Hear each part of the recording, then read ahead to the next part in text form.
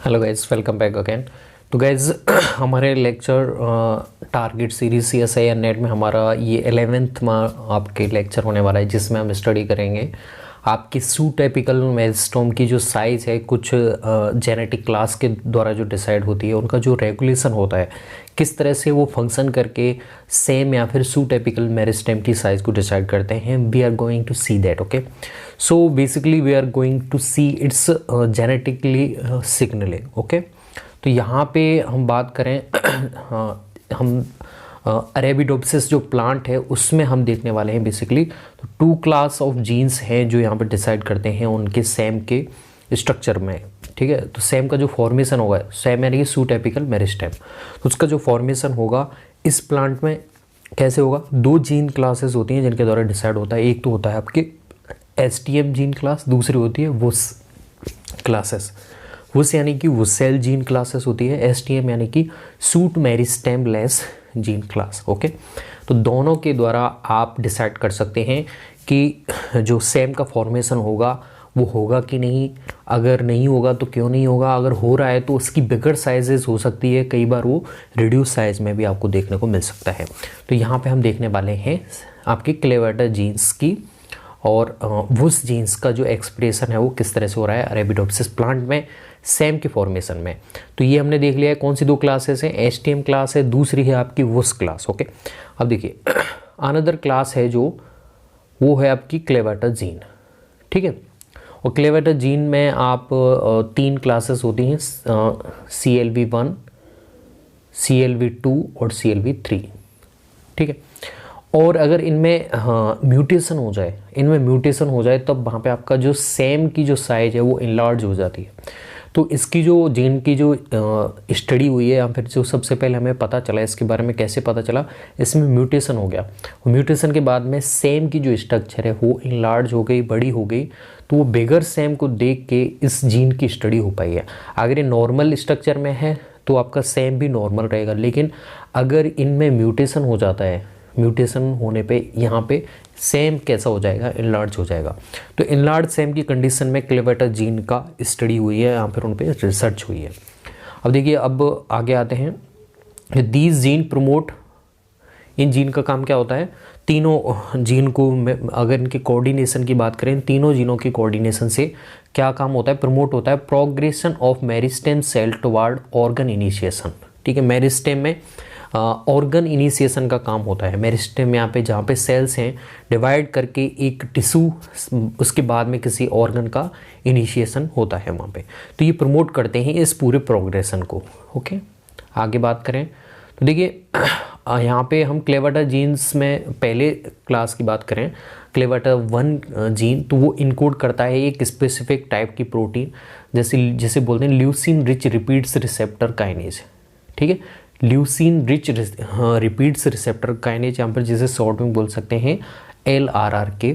ये आपकी प्रोटीन होती है एक तरह से, और इसका लिगेंड होता है, the ligand for CLV1 receptor is a small protein encoded by CLV3 gene. तो यहाँ पे जो लिगेंड होगा CLV1 का वो कौन होगा, वो एक प्रोटीन होगी, और वो किसके द्वारा प्रमोट की जाएगी, यहाँ पर किसके द्वारा इनिशिएट की जाएगी उसका सिंथेसिस, वो CLV3 जीन का जो प्रोडक्ट होगा वहाँ पे जाके CLV1 वहाँ पे जाके बाइंड करेगा आपके। ठीक है, तो यहाँ पे आपको कंफ्यूजन नहीं होना है, क्या है यहाँ पे, the ligand for CLV1 receptor is a small protein encoded by CLV3 gene. ठीक है, ओके। अब दूसरा देखिए CLV2 है, CLV2 की बात करें, CLV1 और CLV3 की तो हमने बात कर ली। CLV1 का जो रिसेप्टर होगा वो एक प्रोटीन होगी जो किसके द्वारा इनिशिएट की जा रही है, किसके द्वारा सिंथेसिस की जा रही है, CLV3 जीन के द्वारा। तो 2 जीन तो बात कर ली हमने। अब CLV2 का काम क्या है, ये भी एक रिसेप्टर सिमिलर होता है CLV1 जैसा ही। ठीक है, ये भी एक प्रोटीन बनाएगा और इसके जो रिसेप्टर होंगे बिल्कुल सिमिलर होते हैं जो CLV1 जीन के द्वारा सिंथेसिस की जाती है उस प्रोटीन जैसे। लेकिन यहाँ पे एक बेसिक डिफरेंस होता है, यहाँ पे काइनेज डोमेन होता है, वो यहाँ पे क्या होता है, मिसिंग होता है। ठीक है, अगर आप तुमसे पूछा जाए CLV2 के द्वारा जो प्रोटीन सिंथेसिस की जाती है और जो CLV1 के द्वारा जो सिंथेसिस की जाती है, दोनों में क्या डिफरेंस है, तो CLV2 के द्वारा जो सिंथेसिस की जाएगी प्रोटीन, उसमें काइनेज डोमेन काइनेज डोमेन उसमें क्या होता है, एब्सेंट होता है। उसी की वजह से आपकी CLB1 का जो प्रोडक्ट होगा वो किस पे जाके बाइंड करेगा, कौन सी प्रोटीन पे जाके बाइंड करेगा, वो CLB3 जीन के द्वारा जो सिंथेसिस की जाएगी उस प्रोटीन पे जाके बाइंड करेगा। ठीक है, ओके। अब देखिए, अब यहाँ पे रेगुलेशन की बात करें हम, ये तो एक बेसिक थ्योरी होगी, अब हम इसके रेगुलेशन की बात करते हैं। तो CLB जीन है वो कैसा इनिशिएशन करता है, यहाँ पे नेगेटिवली रेगुलेट करता है आपके वुस जीन की क्लास को, वुस के एक्सप्रेशन को नेगेटिवली कंट्रोल करके रखता है। अब नेगेटिव और पॉजिटिव कंट्रोल क्या है, यानी कि नेगेटिव कंट्रोल है यानी कि उसे इनहिबिट करके रखेगा। अगर मैं यहाँ पे बोल देता पॉजिटिव रेगुलेशन क्या है, तो पॉजिटिव यानी कि उसे इनिशिएट करता, उसे बार बार सिंथेसाइज करने के लिए इनिशिएट करता है। यहाँ पे हो रहा है नेगेटिव रेगुलेट, यानी कि उसे वहाँ पे सिंथेसिस होने ही नहीं देगा। ठीक है, तो इसी तरह से हम बोल सकते हैं ये नेगेटिव कंट्रोल कर रहा है। अब देखिए यहाँ पे देखिए, वो जो क्लासेस है जीन की जो हमने पढ़ी अरेबिडोप्सिस में, वो इनिशिएशन करवाती है CLB3 जीन का, और CLB3 जीन क्या करवा देगी, CLB3 प्रोटीन बना देती है।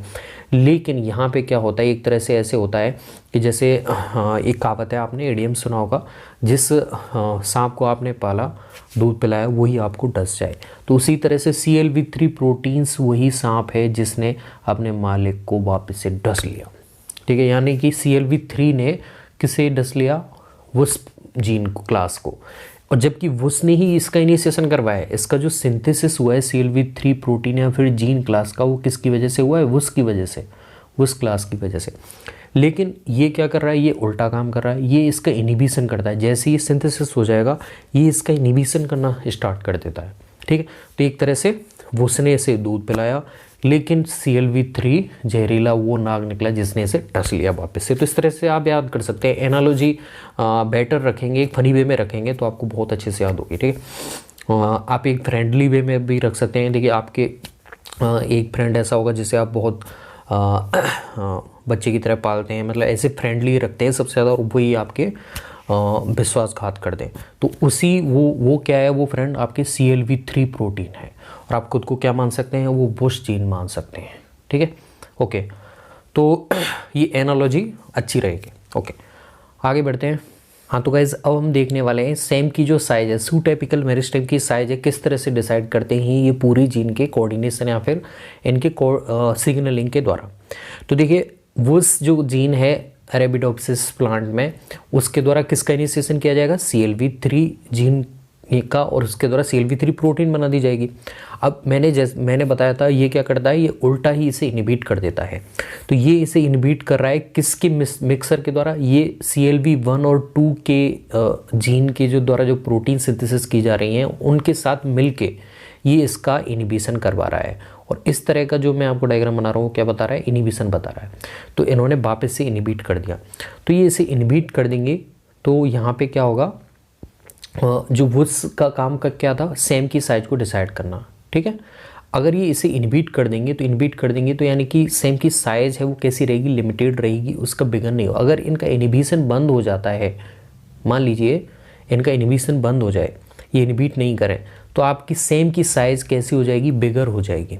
ठीक है, तो अगर आपसे पूछा जाए कि अगर म्यूटेशन के द्वारा हम CLB जो क्लेवाटा जीन की जो क्लासेस हैं 1, 2, 3, इनके द्वारा जो प्रोटीन सिंथेसिस हो रहा है उसे हम इनहिबिट कर दें, तो क्या इफेक्ट पड़ेगा सेम की साइज़ पे, तो वो बिगर हो जाएगा, क्योंकि अब की बार आप उस क्लास को क्या नहीं कर पा रहे हो, उस पर इनहिबिट नहीं कर पा रहे हो, तो उसका जो फंक्शंस है वो बहुत ज़्यादा ओवर टाइप हो जाएगा, वो अपना जो फंक्शन है वो ओवर कर देगा। तो उसकी वजह से सेम की जो साइज है वो कैसी हो जाएगी, बहुत ज़्यादा बिगर हो जाएगी। ठीक है, अगर हम बात करें कि यहाँ पे यही मैंने बताने की ट्राई की है कि if CLB CLAVATA gene do not function, काम नहीं करे, तो क्या होगा, सेम की साइज बढ़ जाएगी। अगर ये अपना काम करता है, अगर ये अपना काम करते हैं CLB जीन, और उनका काम क्या है, वुस क्लास जीन की वुस क्लास को क्या करना, इनहिबिट करके रखना, तो उस कंडीशन में क्या होगी, आपकी सेम की साइज कैसी हो जाएगी, डिक्रीज हो जाएगी। कैसी हो जाएगी, नॉर्मल से डिक्रीज हो जाएगी। अगर आप इनके कार्य को बंद कर दोगे तो कैसे, सेम की साइज कैसी हो जाएगी, इंक्रीज हो जाएगी। इतना सा आपको बेसिक चीज़ ध्यान रखनी है। ओके, अब CLV यहाँ पे यही ध्यान रखना है, जब if CLAVATA gene do not function तो सेम की साइज इंक्रीज हो जाती है। If CLV CLAVATA gene do it's work when it's not needed, जब इसकी ज़रूरत नहीं है तब भी ये अपना काम कर देते हैं, इनिबिशन कर देते हैं, तब सेम की साइज आपकी कैसी हो जाएगी, डिक्रीज हो जाती है। ओके, अगर आपसे पूछा जाए कि जो हमने पढ़ा था पहले आपके वुस जीन और STM जीन, इनमें म्यूटेशन हो जाए, ठीक है, तो क्या होगा, तब आपके वहाँ पे सीडलिंग जो प्लांट बनेगा, सीडलिंग वो या तो उसमें सेम बनेगा ही नहीं, ये अगर वो बनेगा तो उसमें कैसा होगा, सेम की साइज़ कैसी होगी, डिक्रीज होगी। ओके, तो यहाँ पे आपसे मोस्टली क्वेश्चन पूछे जाते हैं म्यूटेशन को लेके। तो म्यूटेशन मैंने क्या बताया, देखिए वापस से देखिए, मैंने बताया कि आपकी वुस जो क्लास है वो सेम की साइज को डिसाइड करती है और वुस के द्वारा एक प्रोटीन सिंथेसिस की जाती है जिसे हम बोलते हैं CLV3, और CLV3 से वापस से इनहिबिट करने का काम करती है। ठीक है, जैसे मैंने एनालॉजी बताई थी, आपने उस सांप को पाला और CLV3 कैसा सांप निकला, जो अपने मालिक को उसने वापस से डस लिया। ओके, अब CLV3 ने कैसे काम किया है, CLV1 और 2 के साथ मिलके। तो अगर आपसे पूछा जाए CLV1, 2 और 3 जीन को अगर आप क्या कर दें, म्यूटेशन के द्वारा इनके इनिबिशन को बंद कर दें, ये इनिबिशन बंद कर देते हैं, तो वो से अपना वो अच्छा काम कर पाएगा, उसकी वजह से सेम की साइज़ है बहुत ज़्यादा बढ़ जाएगी। लेकिन अगर जब इनकी ज़रूरत ही नहीं है, जब आपके क्लेवाटा जीन की ज़रूरत नहीं है, तब भी वो अपना काम कर पा रहे हैं, तब क्या होगा, तब उस कंडीशन में वुस है वो अच्छे से अपना काम नहीं कर पाएगा, क्योंकि वुस पे इनिबिशन है किसका, क्लेवाटा जीन्स का, उसकी वजह से सेम की साइज़ डिक्रीज हो जाती है। तो ये म्यूटेशन से ही आपको समझ में आने चाहिए, और आपको अभी भी कन्फ्यूजन है तो आप वापस से एक बार स्टडी कर सकते हैं। तो मैंने यहाँ पे यही बताने की ट्राई की है, आप इस जो मैंने स्ट्रक्चर बनाई है, डायग्राम बनाया है, इससे समझ सकते हैं अच्छे से, एक बार इसे कंफर्म कर लीजिएगा। और वुस क्लास के द्वारा CLV3 जीन को इनिशिएट किया जाएगा और इसे वापस से ही वुस क्लास को इसके द्वारा इनहिबिट कर दिया जाता है। और अगर आपसे पूछा जाए कि CLV क्लेवाटा जीन्स में के अलावा कौन कौन सी ऐसी क्लासेस हैं जो सेम की स्ट्रक्चर को डिसाइड करती हैं, तो वो वुस क्लास है जीन की, और एक आपकी STM क्लास है। तो guys it will be all about clavata genes और उनकी सिग्नलिंग एक सेम की साइज को डिसाइड करने में। I hope guys you will get it. If you any problem then you can ask me. मिलते हैं नई वीडियो में नई किसी टॉपिक के साथ। थैंक्स।